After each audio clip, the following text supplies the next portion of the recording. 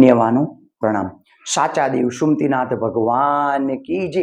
આજે એવા ગુરુદેવની વાત કરવી છે, સરળ સ્વભાવી છે, જેના રગ રગમાં શાસન છે, જેના કણ કણમાં પ્રભુ વીર વસેલા છે, એવા ગુરુ ભગવંતની વાત કરવી છે। પરમ પૂજ્ય આચાર્ય ભગવાન શ્રીમદ વિજય મુક્તિપ્રભ સુરેશ્વરજી મહારાજ કી જય।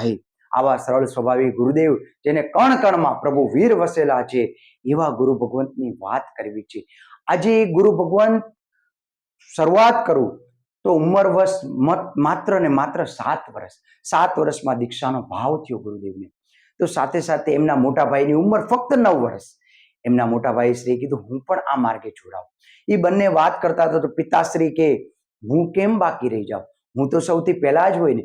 ત્રણે ત્રણ સંસારનો ત્યાગ કરી વિરતી ધર્મ અંગીકાર કરવા માટે નીકળ્યા।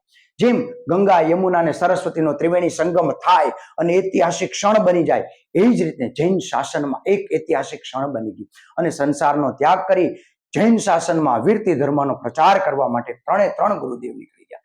વિચાર તો કરો, સરળ સ્વભાવી ગુરુદેવને 15 તો શિષ્યો છે અને 45 પ્રશિષ્યો છે। આવા ગુરુ ભગવંતની વાત કરવી છે।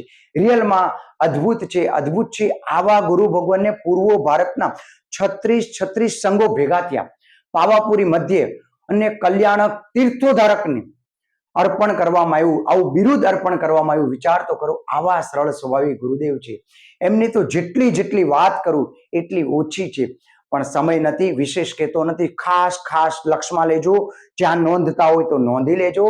સૌરાષ્ટ્રની ધરતી પર નોગણવદર વતનમાં જ્યારે ગુરુદેવ 1 2 નહીં 50 શિષ્યો પરિવાર સમુદાય સાથે પધારી રહ્યા છે, તો મારું અને તમારું તો કર્તવ્ય છે આ એક કંઈક જાણવાનું, કંઈક પામવાનું અને કંઈક માણવાનો અવસર છે। ચુકાઈ ન જાય।